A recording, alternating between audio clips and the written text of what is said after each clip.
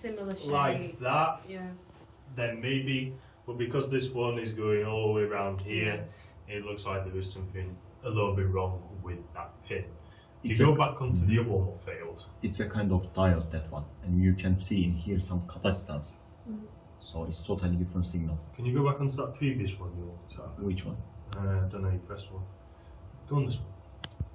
So as you can see here, this one, because you can see that's our tolerance range, we've got a fail, but we do have a similar kind of signal. We might say that is down to age, but the previous signal we looked at, because the signal is completely different, it wouldn't be down to age.